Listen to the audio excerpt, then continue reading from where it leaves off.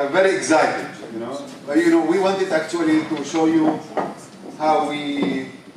what we do, and so different things, and then maybe you can even comment or whatever you want to say.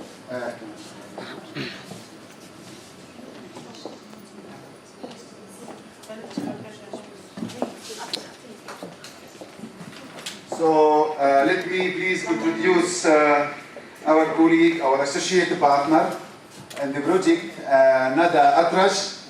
She is from the Center for Cultural Heritage Preservation, especially buildings in Bethlehem. She is not a linguist, she is not an IT person, she is just a cultural person. So yeah, architect, sorry.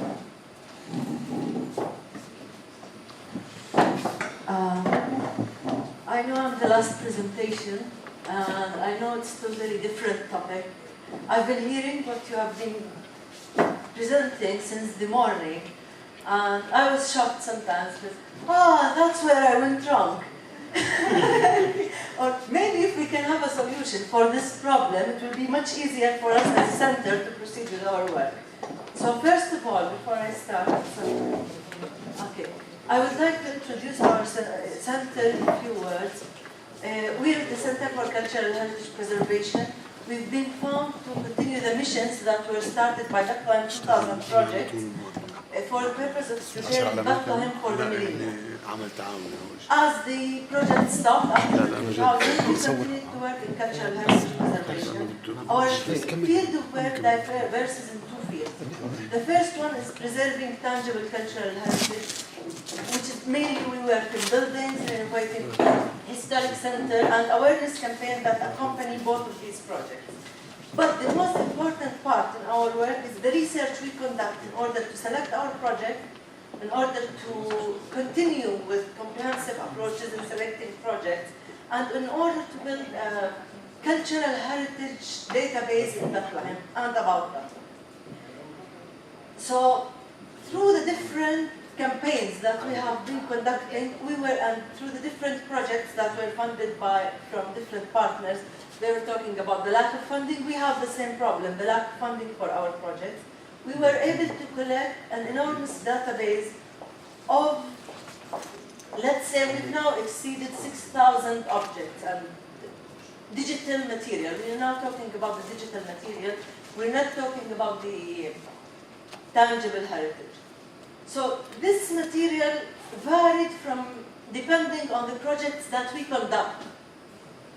The first project that I would like to present and what we have collected through that project is the Bethlehem Area Conservation and Management Plan. In order to be able to conduct this project, we needed to conduct research on the historic town of Bethlehem, Beit Jala and Beit Sahur. So we have gathered the data available on Bethlehem area that we could acquire. We have digitized that data when possible, and we have categorized that data into 12 categories. When you were talking about the ontology and the spellings and the differences between Arabic and English and French and how to move the names, especially between one language and another, that's one of the major problems we face in Bethlehem. And one of the main issues that have caused this problem for us, Bethlehem area, is being the birthplace of Jesus. Because of that, we have many nationalities who've been living there since forever, since 500 or 600 years. Even the way we write our names in Arabic is not the same within the same family. I mean, you can find one family that has 200 members and that have 2 or 3 types of writing their names because either they studied in France, Spain, or Italy, or their origins were mixed with these origins, or because they have traveled somewhere to Latin America and came back. So even writing our names have varied within the same family. Sometimes it's back dialects that are used in Bethlehem, Beit Jala, and Beit Sahur, which differ, and sometimes it's in the same town. So finding the data and categorizing it was really a tough job for us. So through this project, we were able to systemize our data in the way we've seen it, right? After systemizing it manually, of course, with Excel, we were shocked because we didn't want to proceed, because we were not sure of the way we have spelled things, because we were able to find 2 or 3 books talking about the same topic, but spelling it in different sorts. So if we have continued, how could a person find the same data searching the name? Do they have to know the spellings of the name in different forms? That was one of the problems. So at a point we stopped.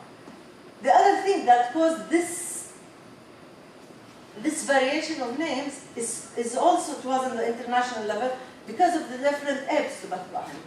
So we had different people coming.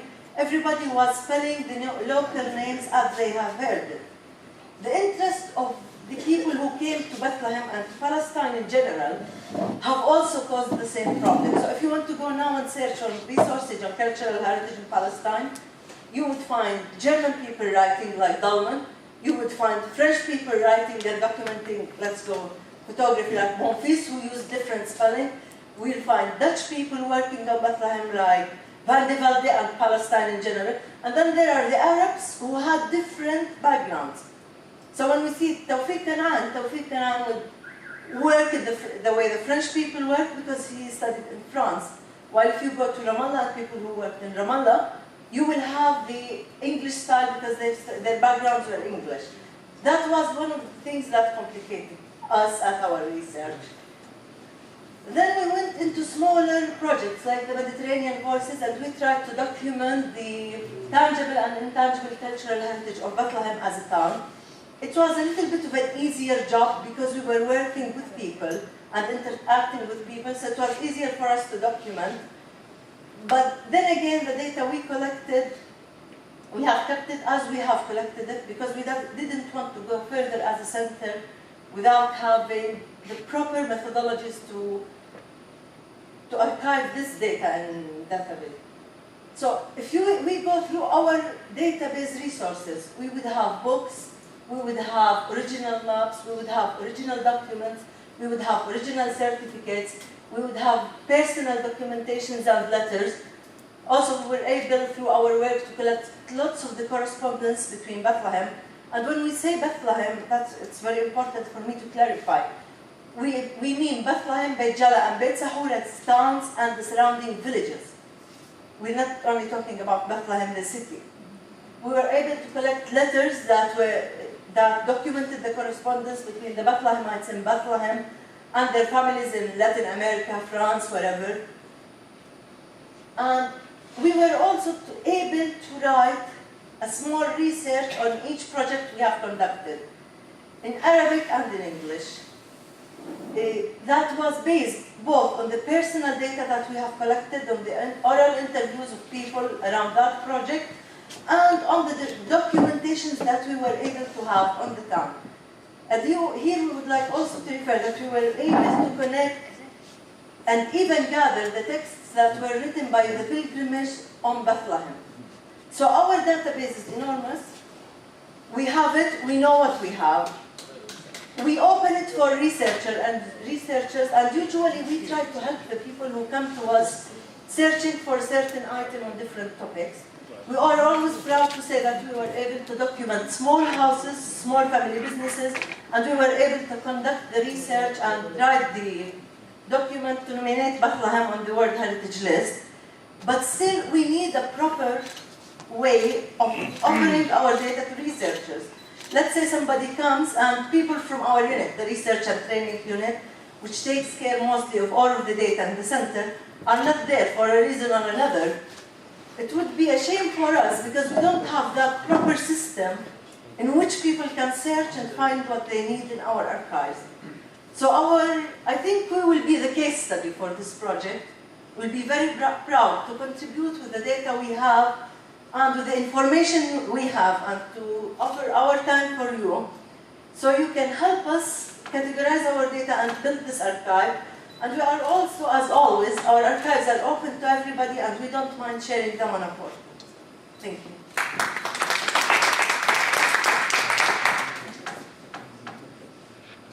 So, questions, please?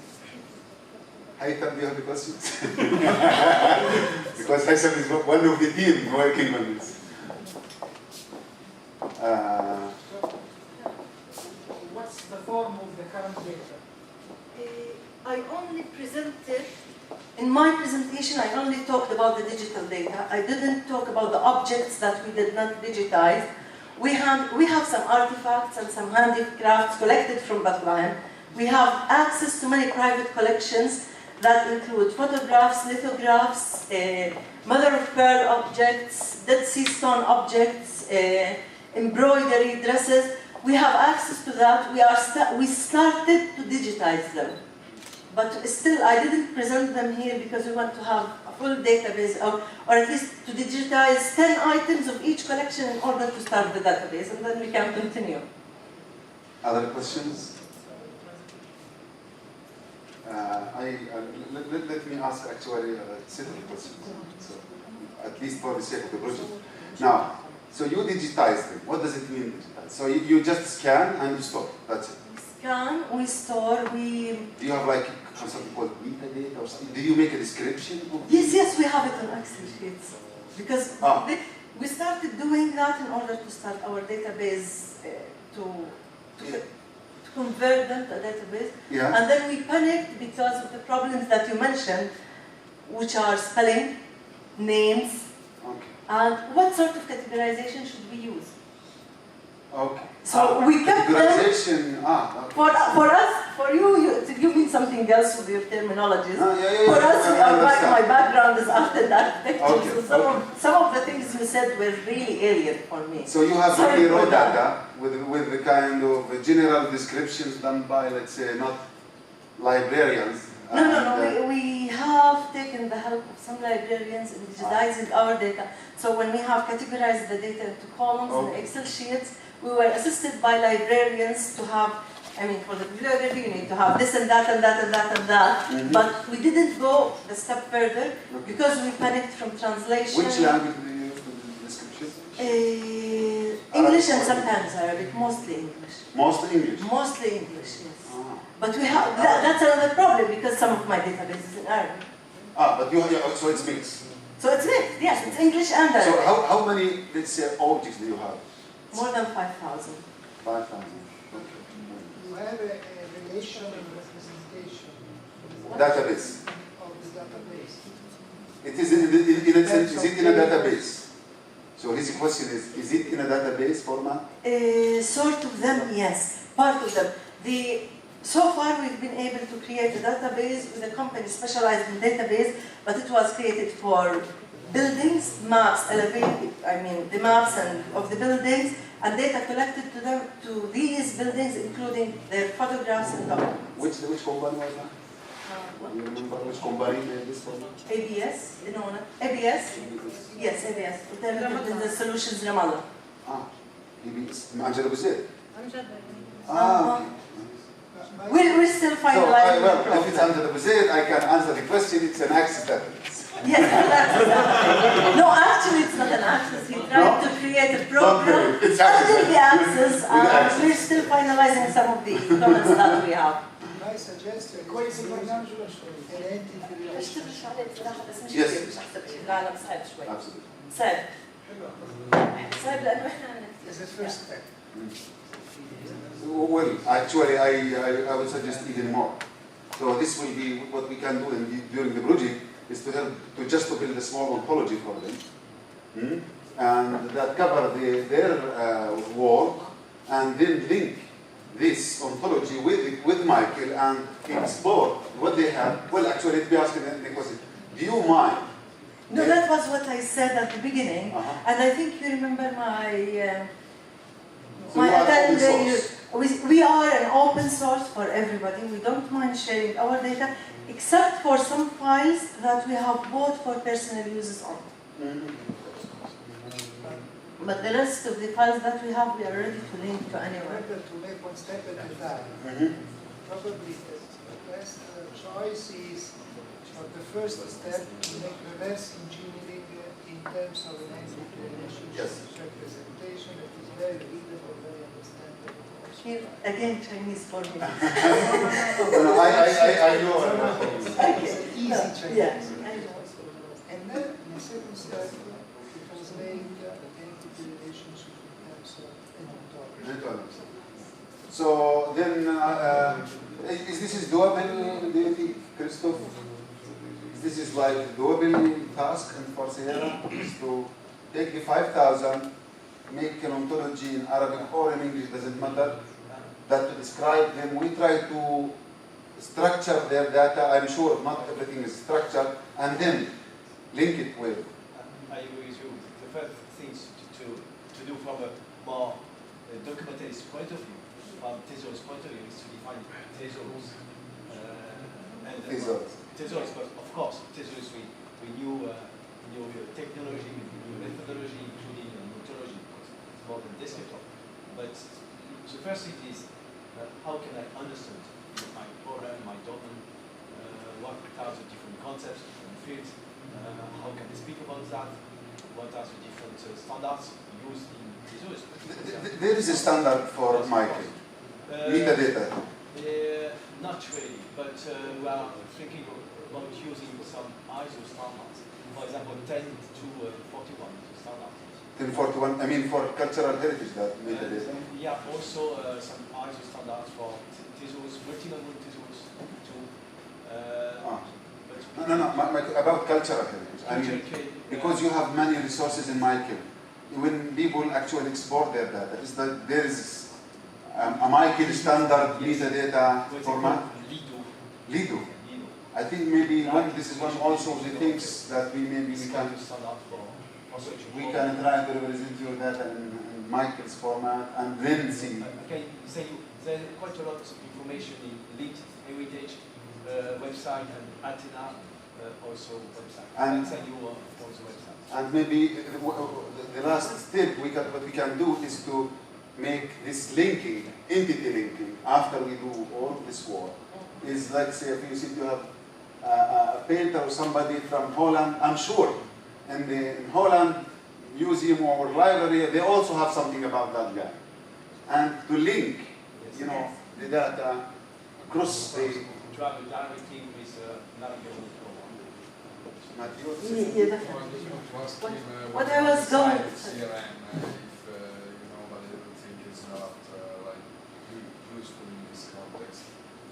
Siloc CRM.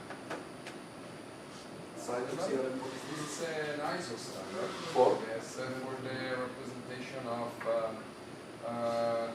cultural heritage. Yes, there is a standard for cultural heritage. Yeah, yes. Yes, ISO standard. Since we already worked on this, and we also have like a ontology version of the subpart of the Yes. Siloc. Yes, for another. So if we give you some sample data, can you try to investigate? Yeah, that would be interesting because in that project, that's also maybe one comment I had to give.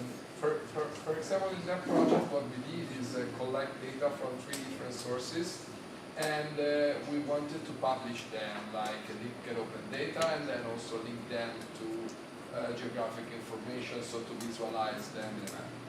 So the problem is that what happened is that each database came with a different schema. So we manually aligned all this schema to the Siloc CRM schema, and then we used that schema as a kind of standard interface to the data with several projects that, by the way, are also discussed in the paper that I can give as. But in that case, we had a domain expert that was a colleague of ours, that was both an archaeologist and a semantic technology expert now. And basically, so it took really some manual work to find out these mappings, because usually that was my contribution. In this field, the mapping between different standards or different terminologies are really deeply difficult because the models are based on deeply different models. Like, for example, in Siloc is an event-based ontology. So everything is like an event. So you have the creation of something, you have the addition of something, the modification of something, and this, for example, is also create problems to search for the data and so on. So I was kind of surprised that she told that they didn't know how to categorize the data, because in my opinion it would be better that you have your own category standard, No, and then we use them, right? So we don't want to impose. No, I have my category standard, but I wasn't sure whether if I go one step further, Yes. I would be able to go back and fix if I have a problem. Because, allow me to explain one thing. We started our work as CCHP in 2001.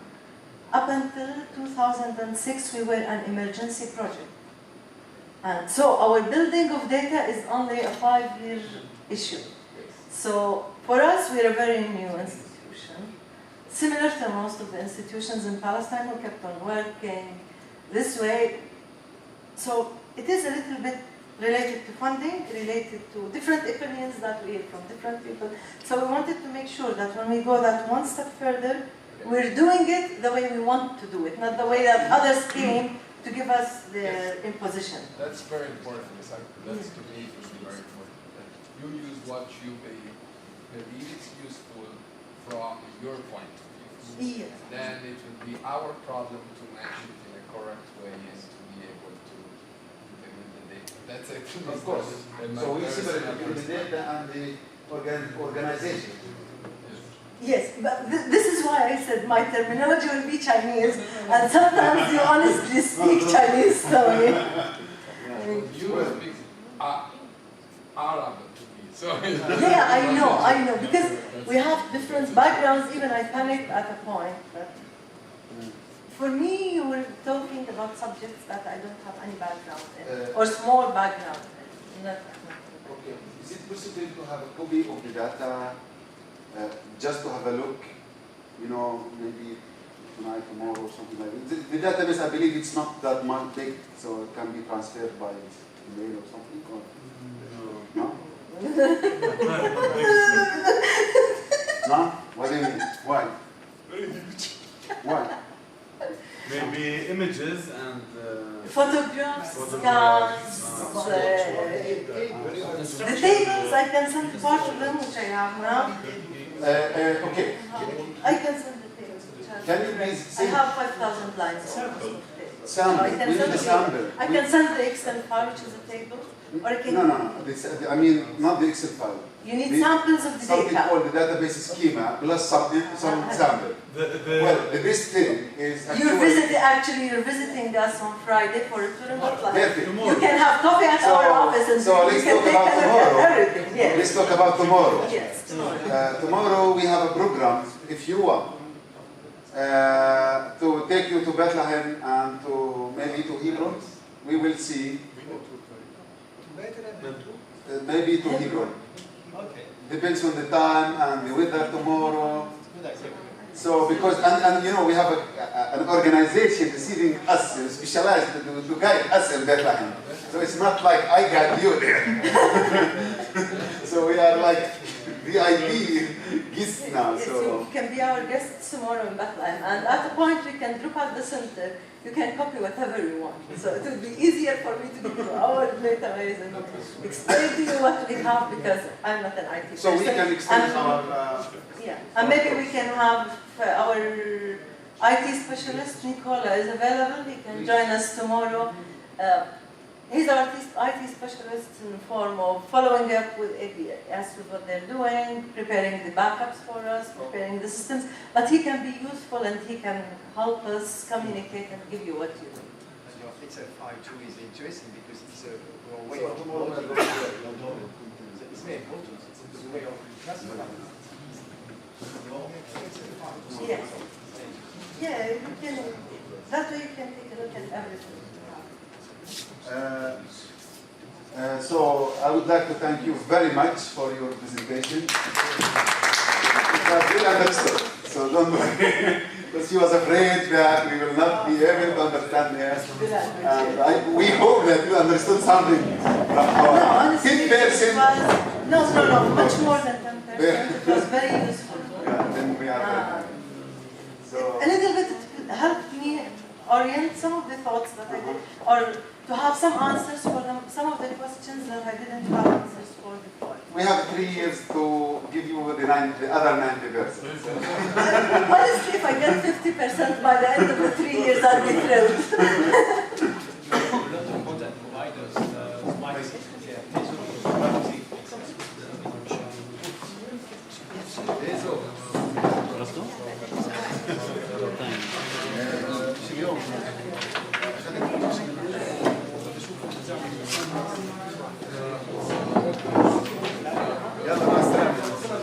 ماشي بستنى في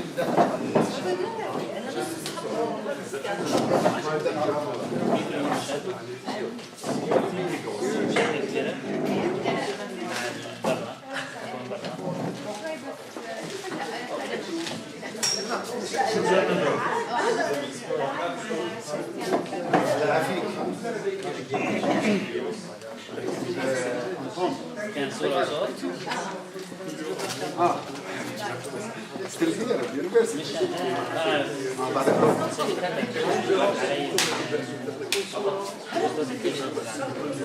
سجلنا مصر بس مصر لا سجلنا بس على الفيديو والكاميرا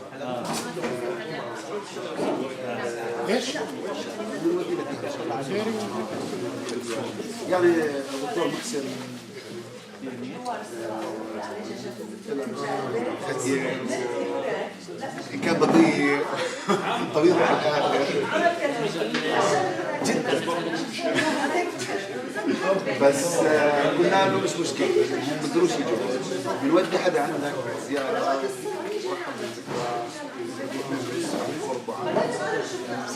جامعة طلع صورة يعني ما شكله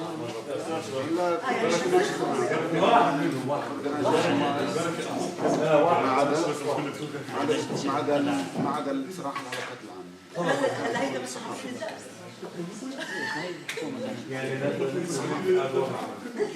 العامة.